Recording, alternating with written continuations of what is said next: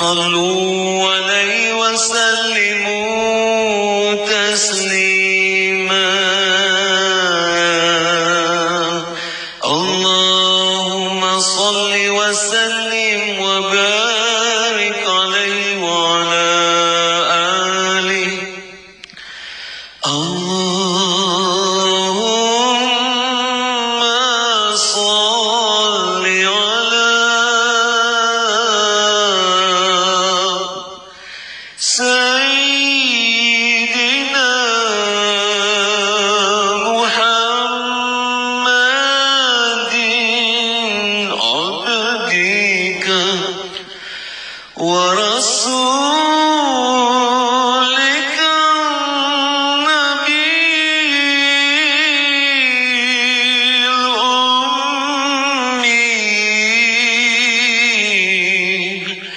وعلى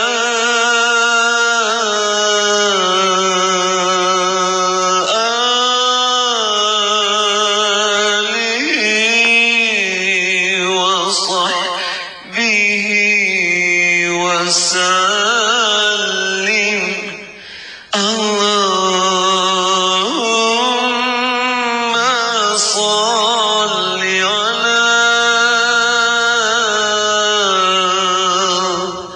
سيدنا محمد عبدك ورسولك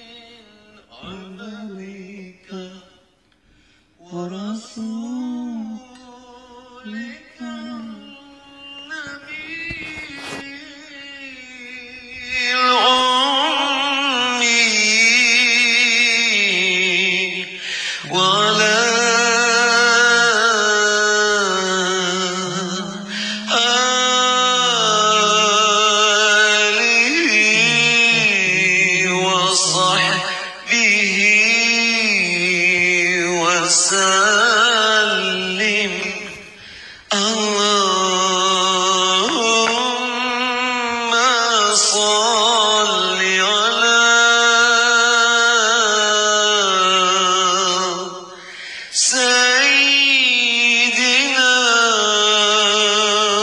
محمد عبدك ورسولك النبي الأمي وعلى آله وصحبه وسلم. السلام عليك يا رسول الله. السلام عليك يا نبي الله. السلام عليك يا حبيب الله. السلام عليك يا سيد المرسلين. السلام عليك يا إمام المتقين. السلام عليك يا خاتم النبيين. السلام عليك يا أهل بيت رسول الله. السلام عليك يا أصحاب رسول الله ورحمة الله وبركاته. الفاتحة. الحمد لله رب العالمين. إياك نعبد وإياك نستعين. اهدنا الصراط المستقيم صراط الذين أنعمت غير المغضوب عليهم ولا الضالين. بسم الله الرحمن الرحيم. الحمد لله رب العالمين. اللهم صل وسلم وبارك على سيدنا محمد وعلى آله وصحبه وسلم. اللهم افتح علينا وعلى ذرياتنا فتوح العارفين. اللهم علمنا ما ينفعنا وانفعنا بما علمتنا وزدنا علما. اللهم يا معلم إبراهيم علمنا، يا مفهم سليمان فهمنا. سبحانك لا علم لنا إلا ما علمتنا إنك أنت العليم الحكيم. ولا حول ولا قوة إلا بالله العلي العظيم. إلهنا أنت مقصودنا ورضاك مطلوبنا. أعطنا محبتك ومعرفتك. وصلى الله على سيدنا محمد وعلى آله وصحبه وسلم والحمد لله رب العالمين. Muslimin dan muslimat rahimakumullah. Assalamualaikum waalaikumsalam warahmatullahi wabarakatuh. Alhamdulillah, syukur kita pada Allah Ta'ala dengan limpah kurnia taufik hidayatnya telah diperkenankan kita untuk sama-sama dalam petang Isnin yang mulia ini daripada bulan Sya'ban. Semoga Allah SWT semua memberkati diri kita, keluarga kita, anak cucu kita semua. Muslimin dan muslimat sekalian, apa khabar? Alhamdulillah, mudah-mudahan semua dipanjangkan umur oleh Allah dalam sihat walafiat, dalam iman dan taqwa, dibukakan pintu ma'rifat, dimatikan kita semua dalam iman, dalam Islam, dalam husnul khatimah, dan ditemukan kita dengan Rasulullah sallallahu alaihi wasallam. Allahumma amin ya rabbal alamin. Ya para jemaah yang dimuliakan Allah, alhamdulillah, syukur pada Allah Ta'ala di mana pada hari Jumaat yang lepas kita sudah berkesempatan untuk mengadakan majlis Maulidi Rasul sallallahu alaihi wasallam, dan saya ucapkan ribuan terima kasih kepada anda yang telah berderma untuk majlis tersebut. Semoga dirahmati Allah dan dilipat gandakan pahalanya. Dan demikianlah muslim-muslimah rahimakumullah, pada hari ini kita menyambung kembali dalam pelajaran kitab Fiqhul Ibadat. Kitab Fiqhul Ibadat ini telah pun out of stock, ya. Jadi maknanya sudah habis di tangan kita, dan kita kena tanyalah kepada pihak pencetak kalau ada lagi. Tapi yang saya telah dimaklumkan, bukunya tinggal sedikit sekali, dan kalau nak order pun mungkin terlalu berat kerana mahal pula dia punya postnya. Tapi kita pun tak tahulah bagaimana. Kalau ada permintaan dan ramai, kita akan order. Kalau tak ada, kita mungkin lewat sikit lah, ya. Baiklah tuan-tuan dan puan-puan rahimakumullah, menyambung kita daripada kitab Fiqhul Ibadat ini. Sebelum itu, kembali sama-sama kita memberikan hadiahkan suratul Fatihah kepada junjungan besar Nabi kita Rasulullah SAW, dan sekalian ahli kaum keluarganya, dan sekalian para sahabatnya, dan sekalian para tabi'in dan tabi'in, dan sekalian para alim-alim ulama salihin yang mukhlisin, dan awliya illal muqarrabin, dan demikian juga kepada sekalian para masyayikh kita, guru-guru kita yang telah menyampaikan agama kepada kita, sehinggalah kepada guru kita pengarang kitab ini, iaitu Al-Habib Sayyid Muhammad Amin bin Idrus bin Abdullah bin Umar bin Syekh Abu Bakar bin Salim, yang berguru kepada Habib Zain bin Ibrahim bin Zain bin Semit, semoga kedua-duanya mereka masih lagi hidup di kota Madinah Munawwarah. Semoga Allah Ta'ala panjangkan umur mereka dalam sihat walafiat dan diberikan mereka perlindungan dari segala perkara yang tak diingini. Dan semoga Allah meninggikan darjat mereka dan darjat sekalian guru-guru kita dan para masyayikh kita dan para alim ulama kita, dan merahmati roh-roh mereka. Dan semoga Allah Ta'ala berikan keberkahan pada Al-Imam Syafi'i rahimahullah Ta'ala. Dan dengan demikian itu, ala hazinatis salihah wa ila hadratin Nabi Sayyidina Muhammad sallallahu alaihi wasallam. Al-Fatihah. A'udzubillahi minasyaitonir Alhamdulillah Rabbil Alamin Ar-Rahmanir Rahim Maliki Yawmiddin Iyyaka na'budu wa iyyaka nasta'in Ihdinas siratal mustaqim Siratal ladzina an'amta 'alaihim ghairil maghdubi 'alaihim waladdallin. Amin. Bismillahirrahmanirrahim. Pelajaran lepas yang terakhir kita sedang membicarakan tentang rukun-rukun puasa. Ya, bab yang kedua daripada pembicaraan kita ialah rukun-rukun puasa. Kita telah mengatakan rukun puasa itu ada dua. Pertama sekali niat. Niat itu wajib dilakukan pada waktu malam. Jadi kalau sekiranya kita puasa wajib, maka niat itu mesti daripada lepas maghrib sampailah ke subuh, azan subuh. Itulah waktunya.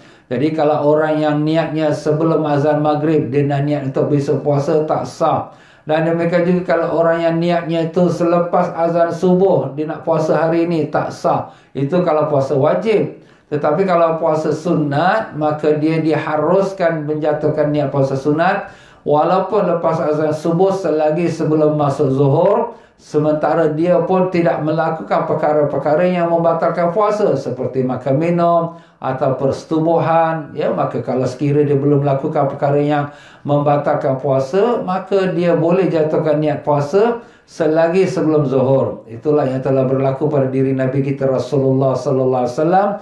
Sewaktu pulang ke rumahnya, dia tanya pada Sayyidatina Aisyah radhiyallahu anha, ada apa-apa nak makan? Jawab Sayyidatina Aisyah, tak ada apa ya Rasulullah. Maka Nabi sallallahu alaihi wasallam menjawab, kalau begitu aku puasa. Subhanallah. Very simple Nabi kita tu. Tak ada nak marah, tak ada nak kritik, tak ada nak kata, kenapa ni tidur saja. Tak ada. Yalah, kalau tak ada apa nak makan, aku puasa. Senang kan? Masya Allah. Jadi tapi kaum ibu jangan ambil kesempatan pula. Oh, kalau macam tu kita tidur je lah siang hari. Jangan. Kesian pula kaum bapa tu ya, nak sarapan, nak pergi kerja. Ya tuan-tuan dan puan-puan rahimakumullah, kita juga telah menyebutkan tentang masalah puasa ini, iaitu kita katakan puasa itu mesti lam yubatin niyah falaisa lahu siyamu. Siapa yang tak menjatuhkan niat pada waktu malam, maka tak adalah puasa untuknya pada esok hari itu. Kalau sekiranya niat nak puasa itu bukan mesti nak jatuh aku niat puasa. Sekadar dia itu melakukan perkara, buat persediaan untuk berpuasa, itu sudah jatuh niat. Umpamanya dia makan sahur, kemudian lepas azan subuh baru teringat, aku tak niat. Habis buat apa kau makan tu? Yelah nak puasa. Itulah sudah niat tu. Masya Allah, mudahnya niat. Macam tu juga kita ibu-ibu dah siap dah panas-panaskan lauk sebelum tidur. Kenapa? Nak siap-siap nanti nak makan sahur. Tiba-tiba tak bangun sahur, tidur terus sampai subuh. Allah, tak bangun sahur, tak niat puasa. Habis buat apa panas-panaskan lauk kat dapur tu? Yelah pasal nak sahur. Buat apa nak sahur? Nak puasa. Itu sudah niat dah tu. Masya Allah, tabarakallah ya. Jadi macam itulah mudahnya niat itu. Tapi kadang-kadang ialah manusia kan, selagi dia tak sebut kat lidah dia, dah tak betul-betul nak hati dia, aku niat puasa esok hari, dia rasa macam tak puas, tak sah. Tapi tidaklah, agama Islam kita tu innamal amalu binniat. Setiap amalan tu bergantung pada niat. Niat itu ialah keazaman, kesungguhan dalam hati kita untuk melakukan sesuatu perkara. Itu sudah kira niat itu ya. Kita siap jam kita loncengkan jam kita tu, alarm clock kita pukul 3 pagi. Kenapa? Pasal nak bangun sahur, pasal nak puasa. Tiba-tiba alarm clock kita tekan. Lepas tu tak bangun sahur, tak bangun tahajud, subuh baru sedar. Habis buat apa kalau alarm clock kau set? Aku nak pasal nak puasa. Itulah dia buat niat. Masya Allah, tabarakallah. Baik tuan-tuan, rukun yang kedua pada hari ini kita menyambung lagi pada rukun yang kedua daripada rukun puasa di muka surat yang ke-32, muka surat 32, Iaitu berkata Tuan Pengarang kita Al-Habib Said Muhammad Amin rahimahullah ta'ala, wa nafa'ana Allah bihi bikum fid darani amin. Yang kedua, meninggalkan semua perkara yang dapat membatalkan puasa.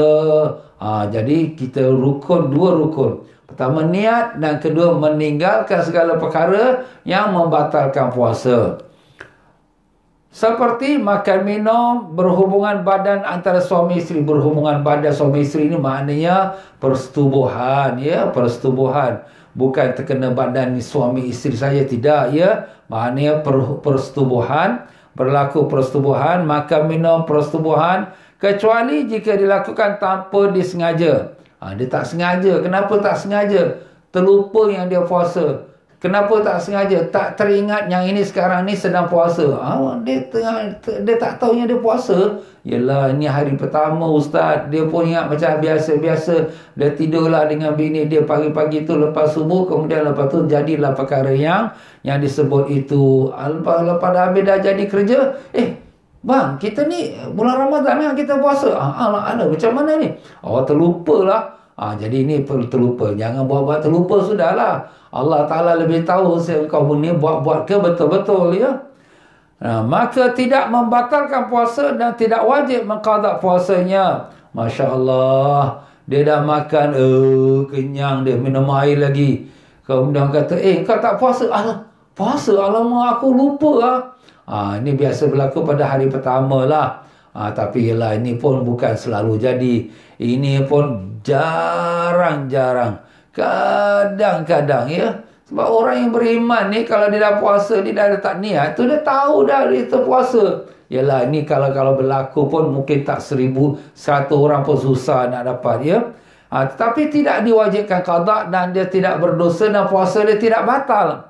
Itulah sabda Nabi kita sallallahu alaihi wasallam, man nasiya wa wasaimun fa akala aw syariba falyutimma saumahu fa innama atamahu Allahu wa saqahu, muttafaqun alaih. Artinya, barang siapa yang lupa makan atau minum sedangkan dia dalam keadaan berpuasa, maka sempurnakanlah, lanjutkanlah puasanya itu. Sesungguhnya Allah yang memberi dia makan dan Allah yang memberi dia minum. Hadis riwayat Imam Bukhari dan Muslim. Itu dah Nabi mengatakan, kalau dia terlupa dia makan dan minum, dan juga kalau dia lakukan persetubuhan, dia lupa yang dia dalam berpuasa, maka teruskanlah puasa dia. Dia tak wajib qada. Ya, dan sebab puasa dia masih dikira sah. Wah, untunglah Nabi memberikan sebab.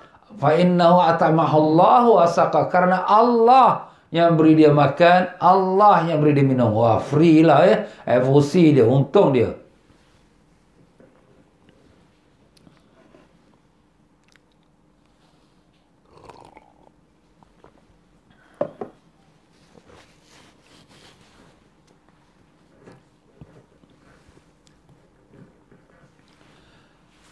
Faedah yang pertama, melakukan hal-hal yang tidak membatalkan niat. Jika seseorang niat berpuasa wajib seperti puasa Ramadan setelah solat maghrib, maka boleh baginya melakukan hal-hal yang tidak membatalkan niat. Maknanya lepas sembahyang maghrib, kita malam ni maghrib, besok Ramadan, kita pun niat. Lepas maghrib kita dah niat, aku niat puasa esok hari bulan Ramadan tahun ini kerana Allah. Lepas tu kita makan, kita minum, kita bersama suami isteri kita. Apakah kita perlu ulang balik niat kita? Tak perlu ulang balik. Habis niat kita tu tak rosak ke dengan kita dah makan minum ni? Ini kita makan minum lepas maghrib lah kan? Lepas isyak kita makan minum. Tak rosak ke niat kita yang dah kita niatkan lepas maghrib tadi? Jawapannya tidak rosak. Habis dah bersama suami isteri pun tak rosak. Tak rosak niat. Kenapa? Kita masih dalam masa yang dibolehkan makan minum dan bersama suami isteri. Masa itu dibolehkan. Jadi kalau dibolehkan maka tak membatalkan niat. Cuma sunatlah kalau kita nak niatkan kembali, ya. Sebelum azan subuh tu kita niatkan balik. Sahaja aku puasa esok hari daripada bulan Ramadan tahun ini tunai kerana Allah. Macam tu. Faedah yang kedua, niat berpuasa Ramadan setiap malam. Dalam mazhab Imam Syafi'i rahimahullah ta'ala, setiap malam wajib kita niat untuk esok hari. Setiap malam. Kenapa? Sebab setiap satu hari itu satu ibadat.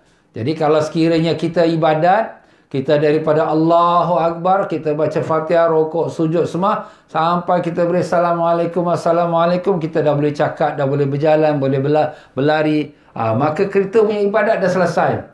Macam tu juga puasa. Puasa ni kita mula pada azan subuh, kita dah jatuh niat. Aku niat berpuasa pada hari ini, puasa Ramadan tunai kerana Allah.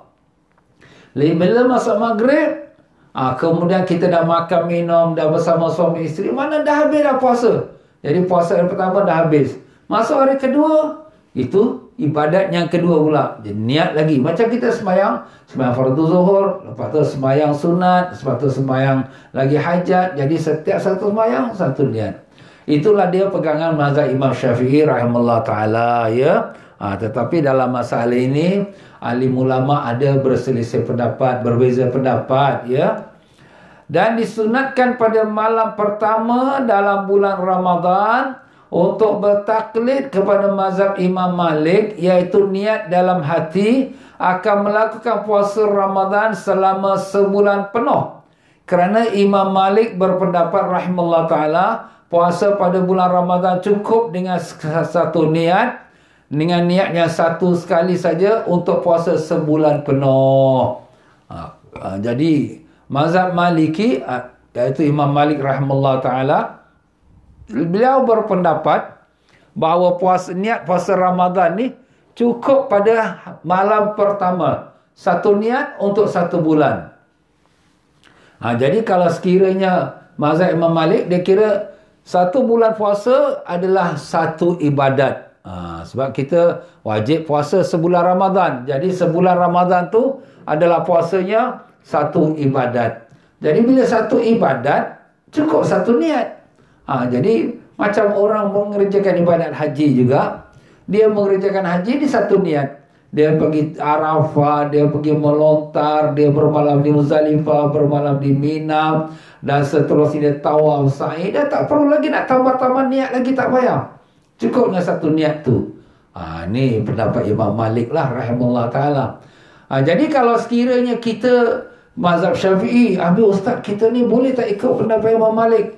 Nak ikut boleh. Bahkan disunatkan oleh ulama kita, disunatkan kita bertaklid pada mazhab Malik, Imam Maliki, pada malam pertama pada Ramadan. Besok Ramadan, malam ni malam pertama, kita bertaklid. Berniat taklid tu macam mana ustaz? Niat aku bertaklid kepada mazhab Maliki. Tu niatnya, ya. Niat bertaklid, aku bertaklid kepada mazhab Maliki. Kemudian kita pun jatuhkan niat, aku niat puasa Ramadan sepenuh sebulan ini, tahun ini, kerana Allah. Aku niat puasa Ramadan sepenuh sebulan ini kerana Allah. Jadi dia niat puasa sebulan penuh tahun ini. Nah, kenapa kita nak kena niat taklid? Kita ni ada berperingkat. Peringkat pertama, kita orang awam. Orang awam tu maknanya orang yang biasa, layman, orang yang macam saya, tuan-tuan dan puan-puan semua.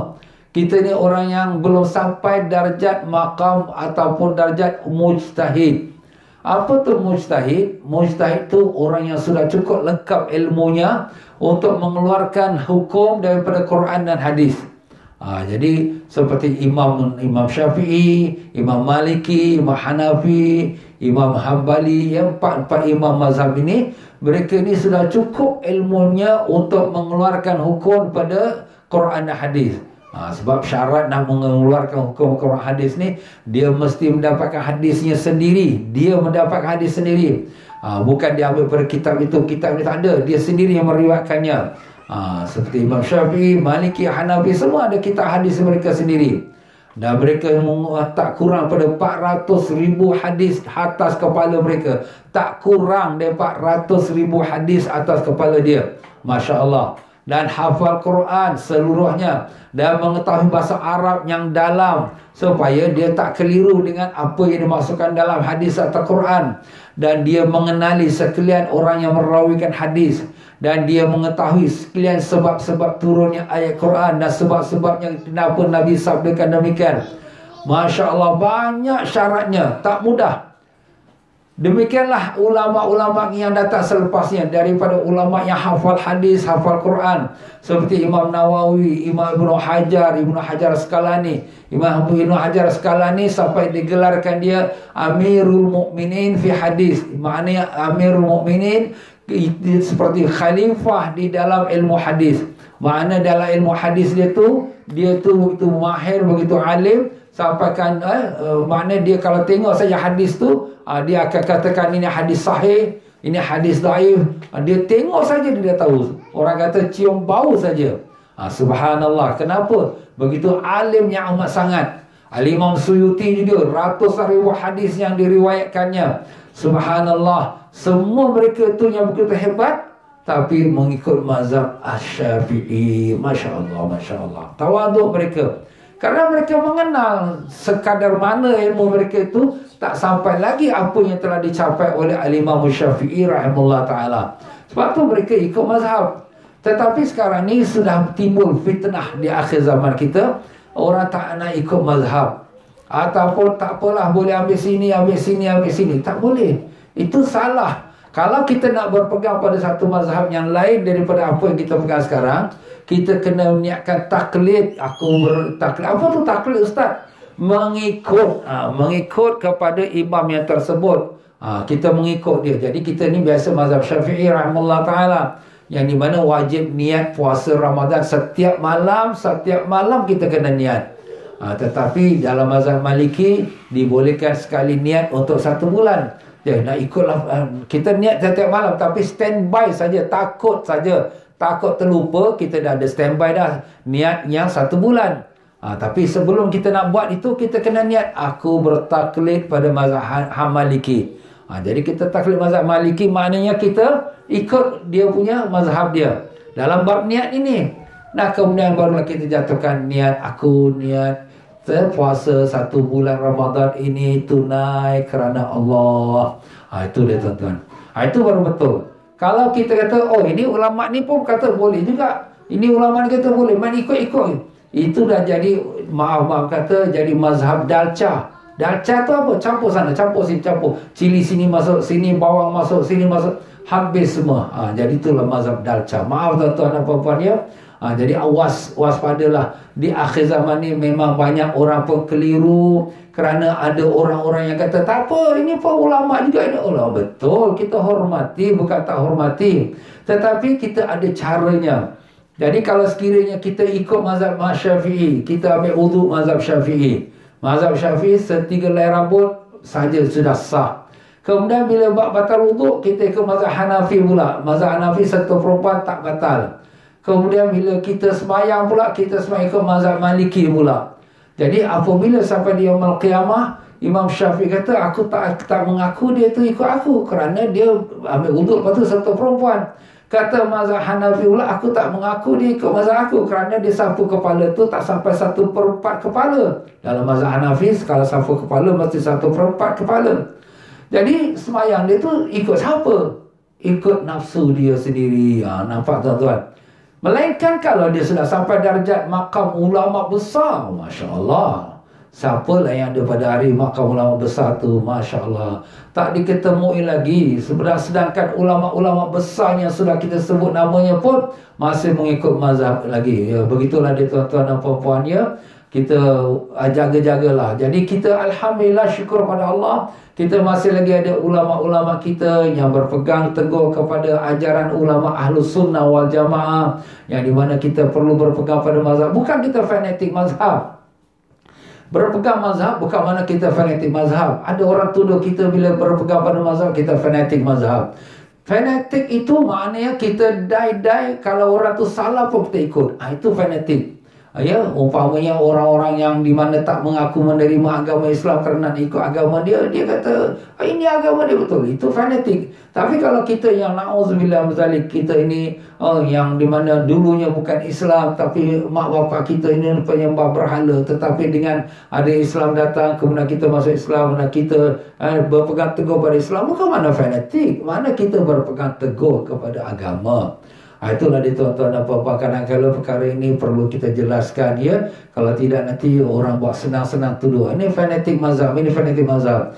Bukan begitu. Kita wajib berpegang. Kalau kita orang yang dah ada cukup ilmunya, ya kita bebaslah. Tapi dah sampai ke belum? Ini yang kita takut dia bukan maaf kata nak kata dia ulama takut jadi ular dalam semak. Allah maaflah tuan-tuan ya. Sebab tu Nabi sallallahu alaihi wasallam mengatakan rahimallahu ra'an arafa qadra nafsi. Allah merahmatkan seseorang yang mengetahui kemampuan diri dia. Dia tahu diri dia tak layak lagi nak dikatakan ulama yang nak boleh keluarkan hukum pada Quran hadis. Kita ikutlah ulama-ulama kita yang sudah terdahulu, yang sudah terjamin, yang sudah terbukti keterimaan mereka, pekabulan mereka di sisi Allah Ta'ala. Sampai hari ini orang masih lagi menyebut nama mereka. Sampai hari ini lagi ilmu mereka tersebar seluas ke seluruh dunia. Sampaikan Imam Syafi'i rahimahullah ta'ala, sebelum lahirnya lagi Nabi sallallahu alaihi wasallam sudah memberikan gambaran berita gembira, yaitu Nabi mengatakan yaitu alimun Quraisy yamlau istibaqal ardi ilman. Satu orang alim daripada orang Quraisy, orang Arab Mekah ya, yang akan memenuhi dunia dengan ilmunya. Dan bila dicari siapakah dia orang Quraisy yang ilmunya luas sampai ke seluruh dunia, tak diketemui melainkan Imam Syafi'i rahimahullah ta'ala. Kerana dia satu keluarga dengan Nabi SAW, dan dia orang Quraisy dan dia orang Mekah. Masya Allah tabarakallah, ilmunya sampai seluruh dunia hari ini dibicarakan. Itulah dia tuan-tuan. Jadi kita syukurlah pada Allah ya, kita bukan tersilap tetapi kita mengikut jalan ulama. Dan semua ulama kita dahulu semua mengikut mazhab. Jadi itulah dia tuan-tuan dan puan-puan rahimakumullah. Jadi kita kalau nak berniat untuk ikut Imam Malik, kita mestilah berniat aku bertaklid kepada mazhab Maliki. Kemudian kita pun aku niat berpuasa sebulan Ramadan ini tunai kerana Allah. Jadi apakah faedahnya kita berniat pada satu bulan ini? Selain daripada kita wajib niat setiap malam di sisi mazhab Syafi'i kita. Maka para ulama menjelaskan ada pun manfaat bertaklid kepada mazhab Imam Malik rahimahullah ta'ala dengan niat dalam hati akan melakukan puasa Ramadan sebulan penuh. Ada dua faedahnya. Pertama, jika lupa tidak niat pada malam-malam daripada bulan Ramadan, maka hukum puasanya tetap sah. Hal ini menurut pendapat Imam Malik. Ialah maklum kita manusia, kadang terlupa. Alamak, terlupalah semalam nak niat puasa. Kau niat tak puasa satu bulan? Kau ada niat puasa? Sudah, dah cukup dah tu. Sebab bila dah niat satu bulan tu, kira macam tempat to fall back, tempat untuk kita bersandar kepadanya. Kalau kita terlupa niat puasa pada setiap malam. Dan kedua faedahnya ialah, jika ditakdirkan oleh Allah Ta'ala meninggal dunia di pertengahan bulan Ramadan, maka dia akan mendapatkan pahala berpuasa sebulan Ramadan yang penuh kerana pengaruh niatnya tersebut. Apa Nabi kita Rasulullah SAW dah sebutkan dalam hadisnya, apabila seseorang tu niat sesuatu nak buat baik dan dituliskan pahala dia. Dah tulis pahala. Dia niat nak puasa sebulan Ramadan, dah tulis dah pahala. Sebulan Ramadan pahala dah tulis dah. Tapi umur dia tak panjang. Tengah-tengah Ramadan dia meninggal. Walaupun dia meninggal setengah Ramadan, dia dapat puasa setengah, tapi setengah lagi tak dapat. Tapi kerana niat dia nak puasa sebulan, sudah dapat dia pahala puasa sebulan. Masya Allah, tabarakallah. Ini kan bagus. Jadi di sini sunatlah ya bagi kita mazhab Syafi'i, kita setelah kita niat untuk setiap malam satu puasa esok hari, niatkan pula iaitu aku bertaklid pada mazhab Maliki untuk aku berpuasa sebulan penuh Ramadan ini tunai kerana Allah ya. Itu dia tuan-tuan dan puan-puan. Faedah yang ketiga, lupa tidak niat berpuasa sebelum azan subuh. Lupa dia tak niat puasa. Kita dah sebut dalam mazhab Syafi'i rahimahullah ta'ala, wajib niat itu antara maghrib sampai azan subuh. Inilah tempoh masa untuk kita jatuh niat. Tapi tiba-tiba lepas azan subuh baru teringat, ya Allah, aku tak niat puasa. Umpamanya sama sekali blank. Dia tak ada bangun makan sahur, dia tak ada niat nak buka nak makan sahur, dia tak ada nak niat besok nak puasa, tak ada satu fikiran pun tak ada. Ini mungkin biasanya berlaku pada hari pertama lah. Dia pun tak tahu kan yang itu ni hari Ramadan ni dah masuk Ramadan pun dia tak tahu. Habis dia tak niat, ustaz, macam mana?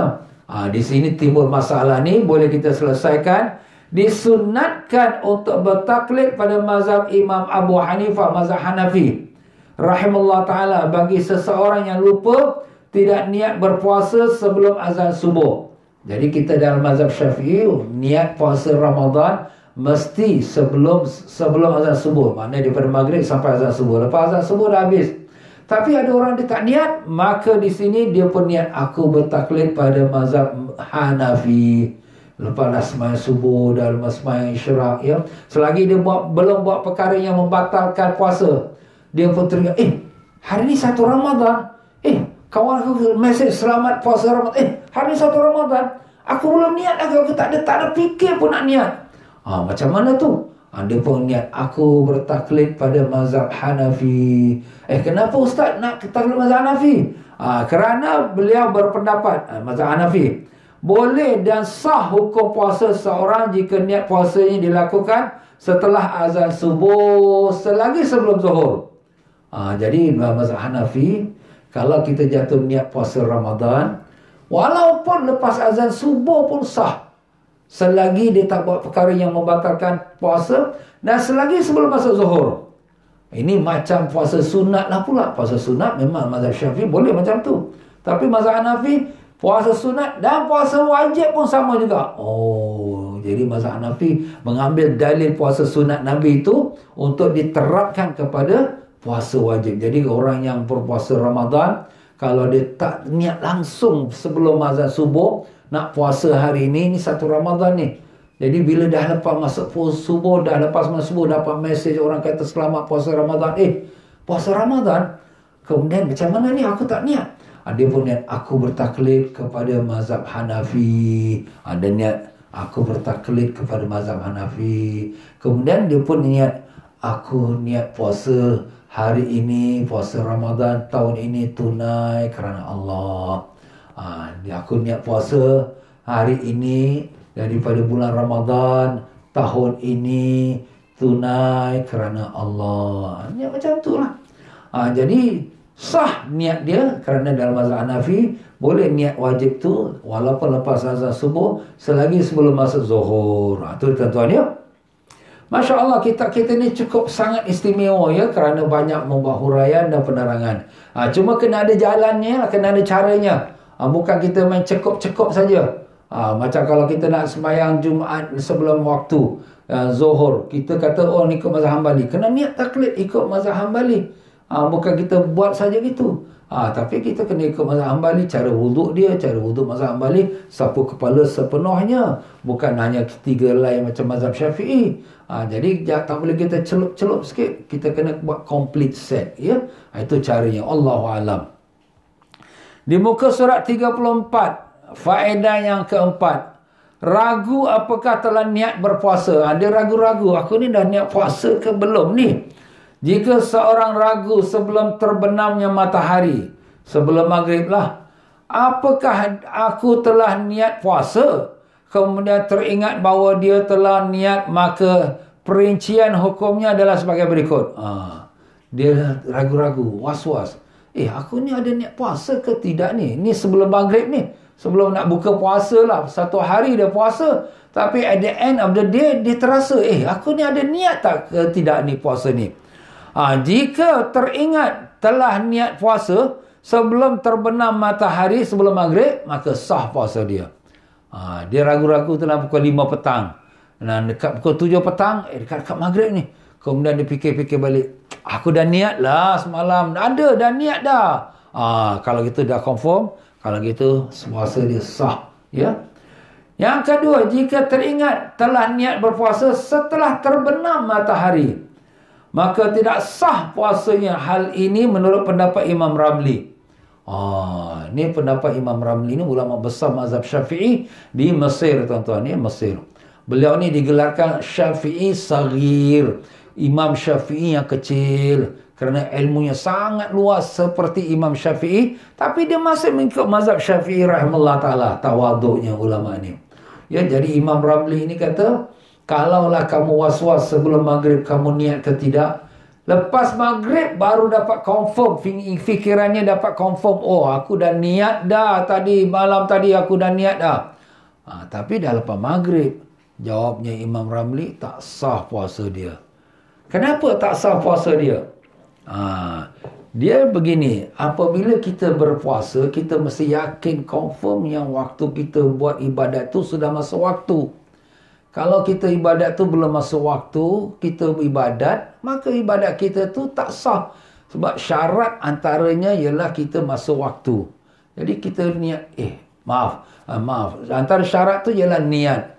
Jadi niat itu mestilah dalam ibadat. Jadi kalau kita tak niat, macam kita solat. Allahu Akbar, kemudian dah sampai tahiyat, aku tadi ada niat ke tak ada ni?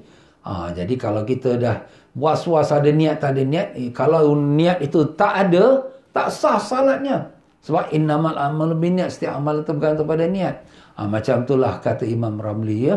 Jadi kalau kamu yakin kamu dah niat selepas maghrib, tak sah, tak pakai. Kalau setengah-tengah dalam puasa dah confirm memang dah niat, barulah kira sah. Tetapi sedangkan menurut pendapat Imam Ibn Hajar rahimahullah ta'ala, jika teringat telah berniat berpuasa, maka hukum puasanya sah. Walaupun niat tersebut teringat sebelum atau sesudah terbenam matahari. Tak kira.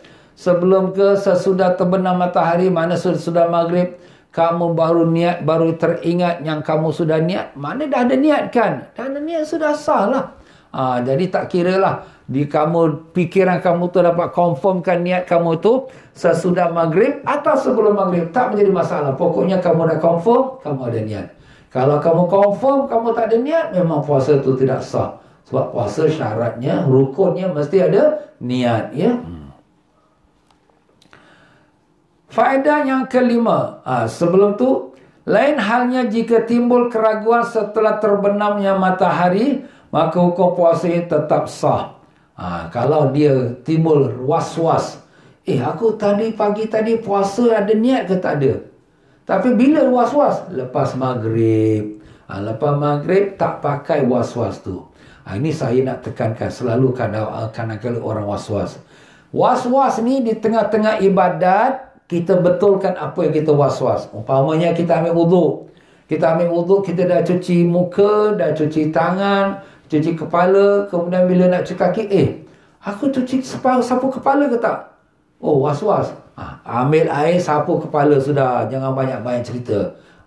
Selesaikan dalam masa ibadat tu. Tapi kalau sekiranya sudah habis kita wuduk, dah cuci kaki, dah habis wuduk. Dah habis wuduk, baru kita datang was-was. Aku tadi ambil wuduk, sapu kepala tak? Itu was-was, tak dipakai. Tak pakai. Macam tu juga orang tawaf. Masa dia tawaf haji, tawaf umrah, tawaf sunat ya, syarat tawaf tu 7 pusingan. Tapi lepas dah habis 7 pusingan, dah habis dah. Kemudian was-was, aku 6 ke 7 tadi, 6 ke 7. Itu syaitan, tinggalkan saja. Tapi kalau tengah-tengah kita tawaf, ini 6 ke 7, 6 ke 7. Ambil yang kecil 6, tambahkan 1. Macam itulah dia tuan-tuan dan puan-puan ya. Jadi dalam ibadat, bila kita was-was dalam masa tengah ibadat, kita perbetulkan. Tapi kalau was-was tu datang selepas ibadat, forget it. Jangan diingatkan. Lupakan sudah. Itu semua setan tu. Itu dia tuan-tuan dan puan-puan ya. Itulah yang dimaksudkan oleh tuan pengarang kita sini. Kalau was-was tu, ragu-ragu tu datang selepas maghrib, dah buka puasa dah. Aku tadi ada puasa tu, ada niat. Sudahlah, jangan fikir, dah habis dah, dah buka dah, apa lagi? Begitulah dah.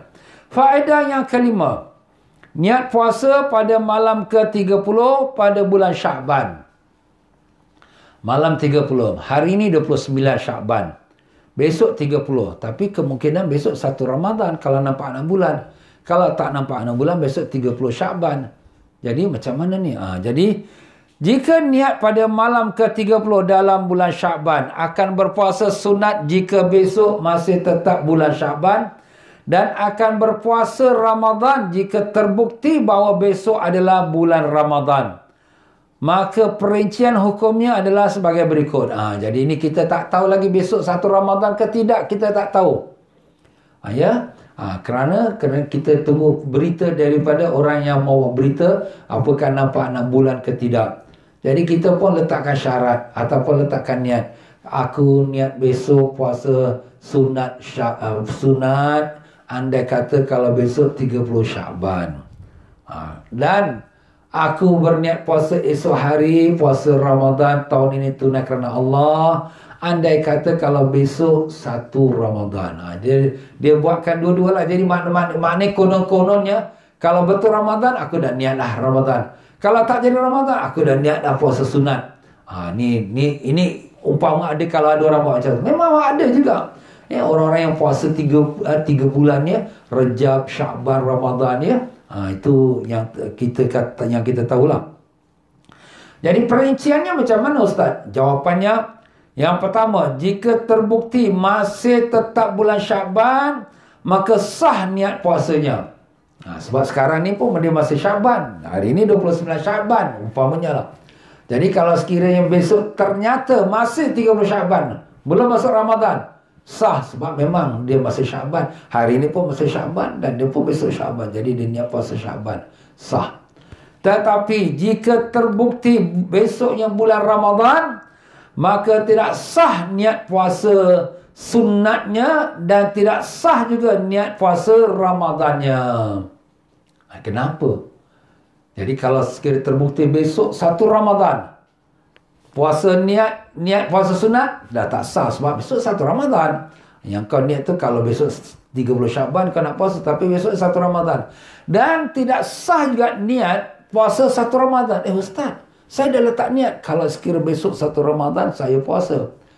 Kenapa dia tak sah? Sini disebutkan hal ini disebabkan kerana tidak terdapat rasa yakin dalam hatinya tatkala dia niat berpuasa. Tak dapat rasa yakin. Yakin apa? Yakin sudah masuk bulan Ramadan. Kita bila tuan-tuan dan puan-puan kita nak buat ibadat, kita mesti yakin dah masuk waktunya. Kita nak puasa, kita kena yakin dah masuk Ramadan baru kita niat puasa. Kita nak melakukan haji, yakin dah masuk bulan haji baru kita jatuh niat haji. Demikianlah kita katakan kita nak melakukan ibadat solat, nak solat zuhur, nak solat asar. Kita dah yakin dah masuk waktu solat zuhur, dah masuk waktu solat asar.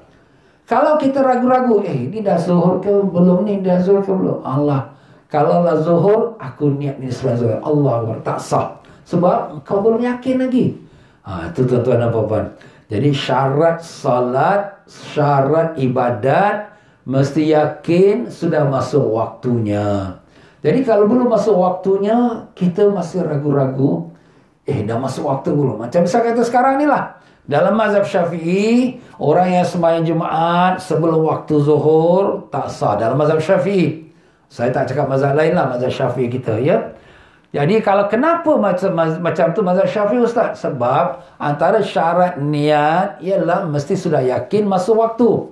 Kalau kita masuk waktu zuhur 1.15. Ini pukul 12.50. Tak apalah. Kau yakin tak masuk waktu? Belum, tak yakin. Tak yakin tak sah. Nampak tuan-tuan? Ni kita bukan cerita-cerita nak kritik orang apa. Ni kita masalah hukum, Mazhab Syafi'i, Hanafi, Maliki tidak sah salat Jumaat sebelum waktu zuhur. Sebab Jumaat ambil waktu zuhur. Jadi lepas kita sembahyang zuhur, selepas kita sembahyang Jumaat, tak wajib sembahyang zuhur lagi, dah selesai.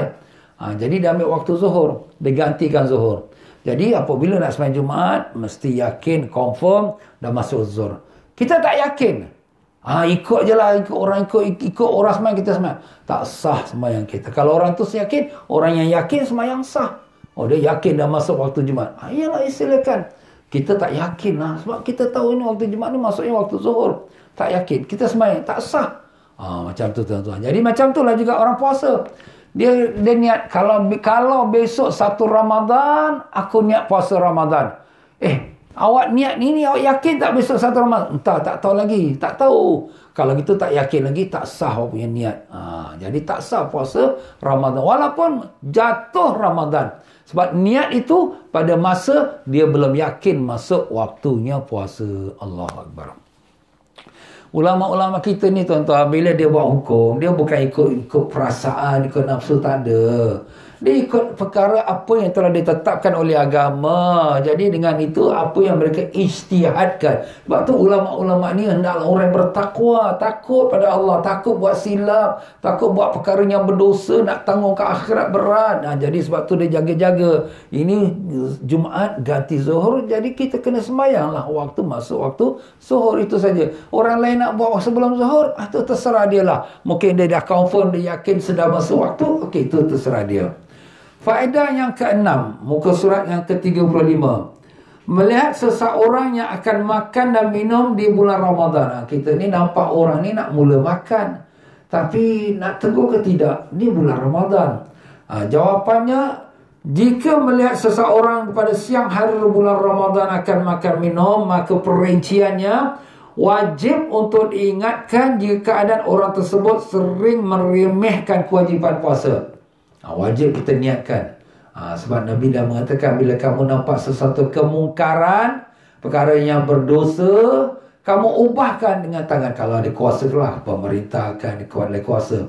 Kalau tidak, maka dengan lidah, mana nasihatkan.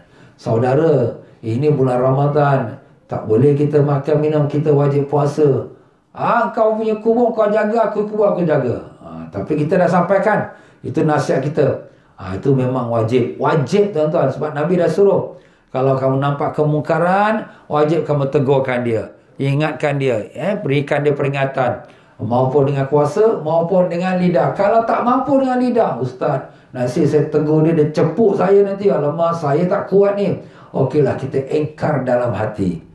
Engkar tu maknanya tak setuju, tak suka, tak maulah perkara itu berlaku. Wadzalika adhaful iman, yang demikian tu adalah iman yang paling lemah sekali. Apa nak buat? Saya nak cakap pun saya takutlah, dia badan besar ni, nanti dia pukul saya, habis saya nanti. Okeylah, kalau gitu kau engkar hati, ya Allah, kenapalah orang ni makan tengah hari puasa Ramadan ni, ya Allah, rasa marah kita. Itu iman yang paling lemah. Jadi itulah dia tuan-tuan. Kalau itu orang yang selalu meremehkan puasa, maknanya orang yang kaki tak semayang, kaki tak puasa, umpamanya lah. Tetapi sunat untuk kita ingatkan jika keadaan orang tersebut selalu dalam ketakwaan. Kawan kita, orang salat, orang ahli ibadat, orang jaga waktu semayang. Takkan dia tak puasa, tapi kita dah nampak dia buka bungkus depan mata kita ni, dia bungkus nasi ni. Jangan-jangan dia terlupa ke tak ni. Kita kata, kawan, Syekh, Habib, sayang, janganlah, awak kan puasa ke bulan Ramadan. Allahu Akbar. Ya tak iyalah, hari ni 1 Ramadan. Terima kasihlah banyak-banyak awak ingatkan saya. Alhamdulillah kan. Itu kita nampak orang ini orang yang saleh, nampak orang baik. Jadi orang ni mesti mungkin dia terlupa. Kita ni sunat, kita ni ingatkan dia. Kenapa sunat pula Ustaz? Kalau kita tak ingatkan dia, kalau kita tak ingatkan dia, Allah bagi dia makan, Allah bagi dia minum.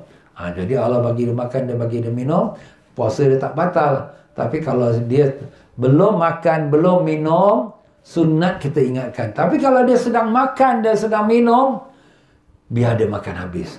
Ustaz, kenapa biar dia makan habis? Sebab kau nak tegur pun memang dia tengah makan dah. Dan kalau kau tegur saja, dia dah tak boleh kunyah lagi, tak boleh telan lagi, kena buang kat mulut dia. Nasi setengah bungkus tu kena buang pula. Allah, kan dah tak baik. Ini Allah bagi dia makan, ni Allah bagi dia minum. Biar dah habis dia makan. Kenyang, Alhamdulillah. Kau tak puasa ke hari ni? Allahu Akbar, aku baru teringat. Kenapa kau tak jaga? Jadi kau tengah makan sedap tu. Kalau aku ingatkan kau, nanti setengah bungkus nasi kena buang. Nampak? Ini kalau orang yang memang kita tahu dia orang soleh, orang ahli ibadat, kita sunat kita tegurkan dia. Kalau sebelum dia nak makan, kalau dia tengah makan, biarlah dia makan, tak apa. Ya, itulah dia tuan-tuan dan puan-puan rahimakumullah ya. Faedah yang ke-7, tidak berpuasa Ramadan bagi seseorang yang mukallaf.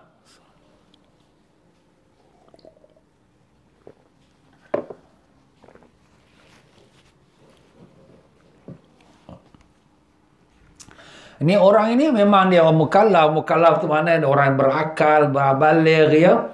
Kemudian dia tak puasa pula. Apa hukumnya? Tidak berpuasa Ramadan bagi seseorang yang telah baligh, berakal dan tanpa terdapat uzur. Tak terdapat uzur yang dibenarkan oleh syariat, hukumnya adalah haram dan wajib bagi qada. Dan tentulah dia tidak ada uzur dan dia orang mukallaf, dah baligh dan berakal. Kemudian dia tak puasa, haram, berdosa.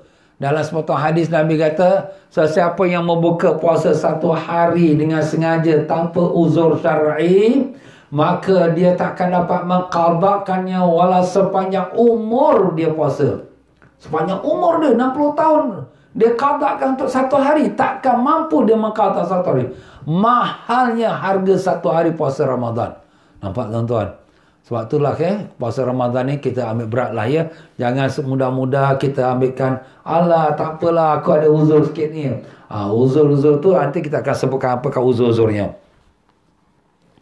Berikut ini adalah pendapat para ulama mengenai ukuran kewajipan dalam mengqadanya. Alim ulama berbeza pendapat macam mana dia nak qadakan dia. Menurut pendapat imamnya, pada pendapat yang kuat mazhab Syafi'i rahimahullah taala, wajib qada sesuai jumlah hari. Jadi satu hari dia tinggalkan, qada satu hari. Itu wajib dalam mazhab Syafi'i. Yang keduanya dalam mazhab Imam Rabi'ah. Imam Rabi'ah ni juga salah seorang imam besar dalam mazhab Syafi'i rahimahullah taala. Wajib mengqada untuk tiap-tiap hari yang ditinggalkan 12 hari. Satu hari itu kalau diqada 1 tahun pun tak cukup. Tak apalah. Dia satu hari dia tinggalkan, dia qadakan 12 hari. Allah, macam mana nak qada? Satu hari tak sanggup nak qada 12 hari. Dan menurut pendapat Imam Ibnu Musayyab, Ibnu Musayyab ni seorang ulama besar dalam golongan tabi'in. Tabi'in tu orang yang bertemu dengan sahabat. Zaman tabi'in ada 7 ulama besar di zaman itu, termasuk Ibnu Musayyib rahimahullah ta'ala. Katanya, wajib mengqada untuk tiap-tiap hari yang ditinggalkannya dengan sebulan. Wow. Jadi kalau 10 hari ditinggalkan, 10 bulan dia kena puasa qada. Allahu Akbar. Wah, macam mana nak puasa satu hari qada sebulan? Jadi kalau 5 hari 5 bulan. Yang satu hari pun dia tak larat nak qada lagi satu bulan. Dan di muka surat ke-36, menurut pendapat Al-Imam An-Nakhai rahimahullah ta'ala, wajib mengqada untuk tiap-tiap hari yang ditinggalkannya dengan 1000 hari. Wow. Lagi besar lagi.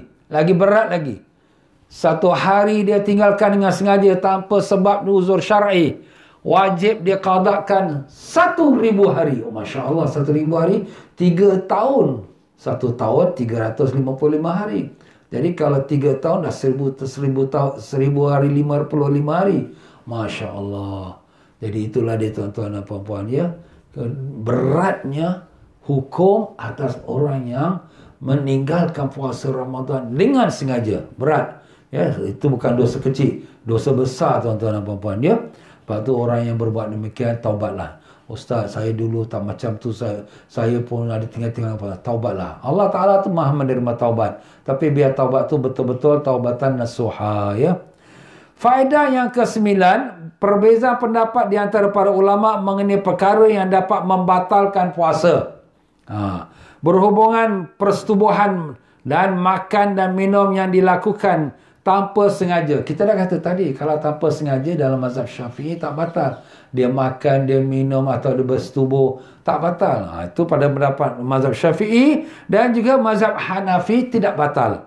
Yang kedua, menurut pendapat Imam Malik, dapat membatalkan puasa meskipun bersetubuh, makan dan minum dilakukan tanpa sengaja.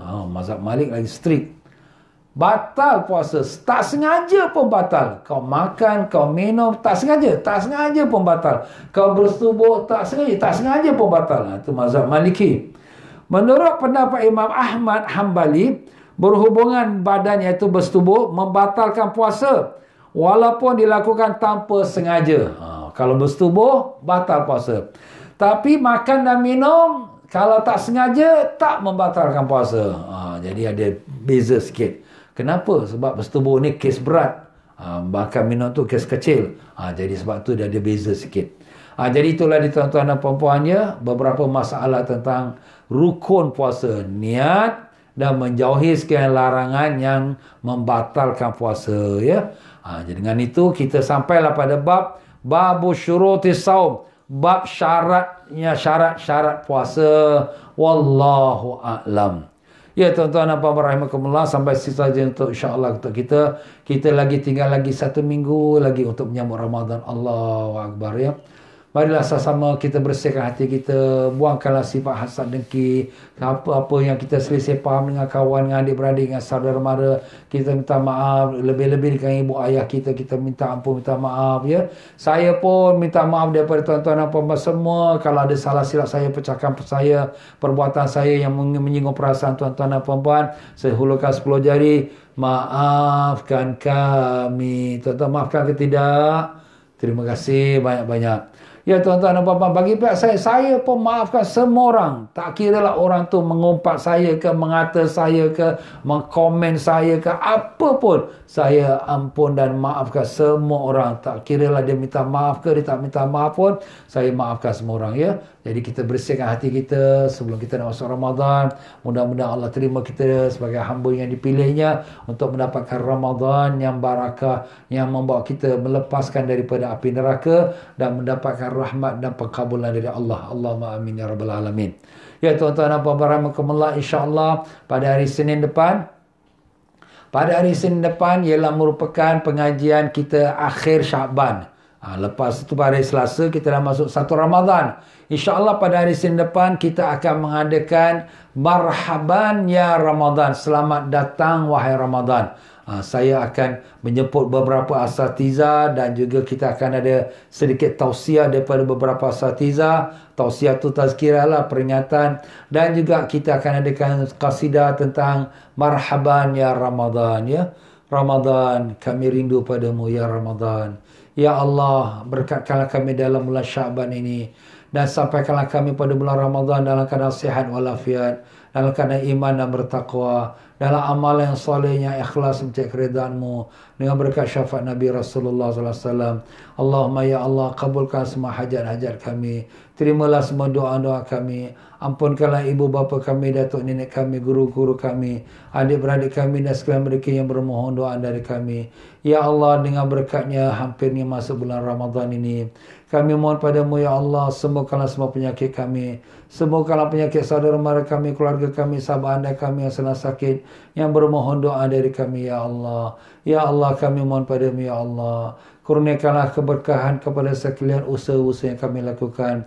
Mudahkanlah pihak pemerintah kami berlembut hati untuk memberikan laluan kepada mereka kaum muslimat kami yang beruniform untuk dapat menutup auratnya. Dan mudahkanlah Allah ya Allah, kau kembalikanlah waktu solat Jumaat kami pada waktu yang asalnya ya Allah. Ya Allah, terimalah doa kami. Kami tak ada daya dan upaya melainkan hanya mendatangkan kepadamu, memohonkan bantuan daripadamu ya Arhamar Rahimin.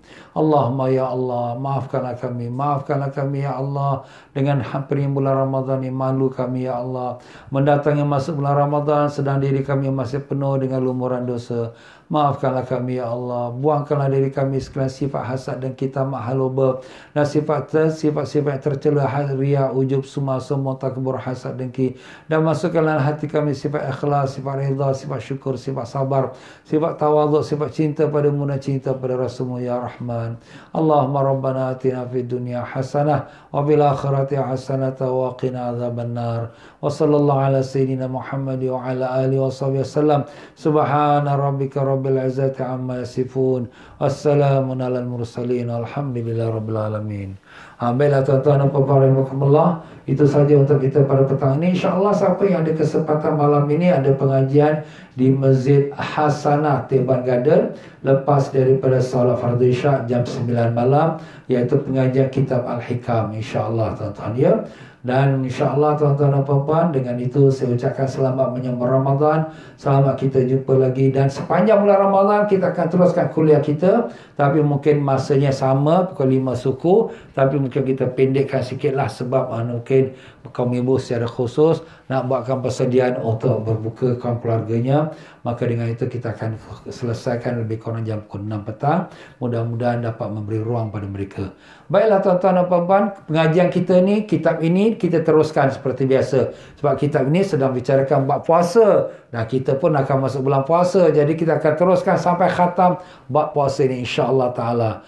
Sekian saja, mari sama-sama kita baca istighfar, minta ampun kepada Allah. Sebelum itu saya nak ucapkan ribuan terima kasih kepada tuan-tuan dan puan-puan yang telah berinfak untuk Ramadan. Alhamdulillah, apa yang tuan-tuan infak tu sebahagian sudah pun saya sampaikan kepada pihak-pihak yang memerlukannya daripada di Indonesia, di Kemboja dan juga di Bangladesh, ya, di tempat yang susah, yang miskin, ya.